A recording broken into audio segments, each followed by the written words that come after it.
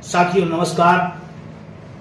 लोकसभा चुनाव का परिणाम आप सबने देखा होगा, उसका अध्ययन भी थोड़ा बहुत किया होगा और उसके आधार पर हम कह सकते हैं कि जो देश की महान जनता ने एक संदेश दिया है, चाहे सत्ता हो चाहे विपक्ष हो, और उसमें एक बड़ा सुखद एहसास रहा कि कर्मचारियों के द्वारा, शिक्षकों के द्वारा एनएम ओपीएस के अभियान पर जो वोट फॉर ओपीएस का अभियान चला, वो परिणाम पर भी साफ साफ दिखाई पड़ रहा है। इसके लिए मैं अपने तमाम संगठनों को, तमाम पदाधिकारियों को, तमाम सहयोगी संगठनों को धन्यवाद और आभार व्यक्त करते हैं। साथ ही ये बात कहना चाहते हैं कि आने वाले समय हम सबके लिए सुखद होगा, क्योंकि हमने, आप सबने बहुत पुरानी पेंशन के लिए संघर्ष किया है। चाहे सरकारें किसी की रही हों, पार्टियां कोई रही होंगी, लेकिन हमारी डिमांड पुरानी पेंशन है और ये परिणाम भी बता रहा है कि हमारा रास्ता आगे तय हो रहा है।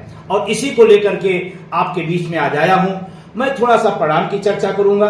मैं आने वाले समय में जो हमारी आगे की रणनीति होगी और आने वाले समय में हम इसको कैसे अपने रास्ते पर, अपने मंजिल को पहुंचा पाएंगे, इस पर भी थोड़ी सी बात करूंगा। सबसे पहले अगर वोट फॉर ओपीएस के अभियान को देखें तो उत्तर प्रदेश सहित तमाम राज्यों के अंदर इसका बेहद महत्वपूर्ण परिणाम दिखाई पड़ा। और आज अगर जो बहुत बहुमत की सरकार थी, वो कहीं न कहीं इस देश की महान जनता का जो आक्रोश था, उसका परिणाम उसको भुगतना पड़ा। आने वाले समय में सरकार किसकी बनती है, कौन बनाता है, लेकिन मैं अपने मुद्दे के लिए मैं कहना चाहता हूं कि हम लोग अब पहले से कई गुना ताकतवर और बेहतर हुए हैं। अगर हम एक मजबूत और ताकतवर सरकार से लड़ सकते हैं तो आने वाली जो सरकार है वो लंबी सरकार होगी, वो बैसाखी पे सरकार होगी। और मैं बहुत पहले से बात कहते रहा हूं कि देश की जनता के लिए कमजोर सरकार देश की जनता के लिए ज्यादा महत्वपूर्ण होती है, क्योंकि बहुमत जब आता है तो कहीं न कहीं वो तानाशाही का प्रवृत्ति आता है, जिसको पिछले 10 सालों से हम सब ने देखा है। आने वाले समय में हम अपने पदाधिकारियों के साथ बैठक करेंगे। बैठक करने के बाद आगे क्या करना है, कैसे करना है, कैसे अपनी मंजिल तक पहुंचना है, ये हम उसमें तय करेंगे। और उसके बाद आगे की जो घोषणाएं होंगी, जो संघर्ष का अभियान होगा, उसको चलाएंगे।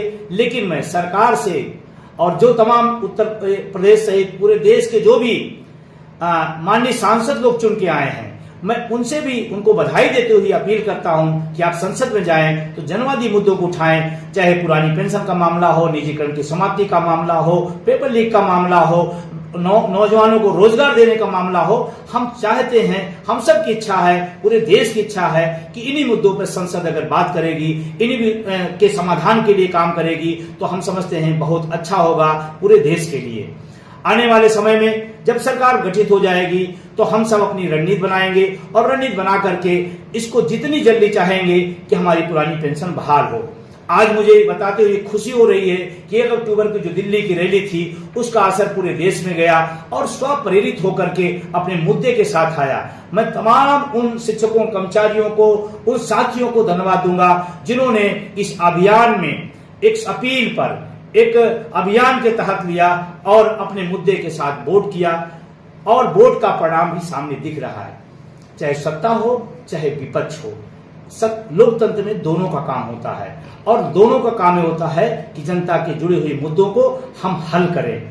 और ये नई संसद, ये उम्मीद करता हूं, जो पिछले कई सालों से लगातार 1 करोड़ से ज्यादा एनपीएस कर्मियों की अपेक्षा इस देश सरकार से रही, इस देश से रहा है कि हमारी पुरानी पेंशन बहाल हो। देश का अर्धसैनिक बल जो चुनाव कराने में अपना दिन रात लगाया, ये कर्मचारी, तमाम सारी ऐसी घटनाएं दुखद हुई हैं हमारे आप सब के लिए कि उसी चुनाव के बीच में हमारे बहुत सारे साथी इस दुनिया को छोड़ के चले गए हैं। मैं उनके प्रति संवेदना व्यक्त करता हूं, शोक व्यक्त करता हूं। लेकिन मैं सरकार और इस तमाम राजनीतिक दल और नेताओं से कहना चाहता हूं, जो चुनाव कराता है, चुनाव की पूरी प्रक्रिया कराता है, अपना सर्वस्व बलिदान करता है, आप तो जीत गए, आपको पेंशन मिलेगी, लेकिन उनका क्या होगा, उस पर भी ये माननीय सांसद और संसद विचार करेगी और हम सब 2024 में पुरानी पेंशन की तरफ लौटेंगे, ये सरकार लौटेगी, ऐसे मैं अपेक्षा करता हूं। और तमाम साथियों से एक निवेदन और करता हूं कि आपने चुनाव के समय देखा होगा कौन संगठन, कौन तमाम कर्मचारी, शिक्षक, नेता क्या कर रहे थे। आप सब चुनाव के समय उनको देख लीजिएगा और अब भ्रम की स्थिति से दूर होइएगा। इस देश में एनएम ओपीएस ने इस आंदोलन को शुरू किया और इसका अंत भी एनएम ओपीएस के ही पुरानी पेंशन की बहाली का रास्ता खुलेगा। और आप सबसे अपील करते हुए कि आप तैयार रहें, आने वाले समय में संघर्ष की घोषणाएं होंगी, सरकार से निवेदन भी होगा, सरकार से अपेक्षा भी होगा, सरकार से उम्मीद भी होगी और संघर्ष भी होगा। इसलिए मैं चाहूंगा कि आप सब रेडी रहे, जैसे निर्णय होगा आपसे बीच में जाएगा और उम्मीद करता हूं हमसे पुरानी पेंशन के अंतर्गत जल्द ही आएंगे। ऐसी अपेक्षा विश्वास के साथ फिर समय पर हम आपसे बात करते रहेंगे।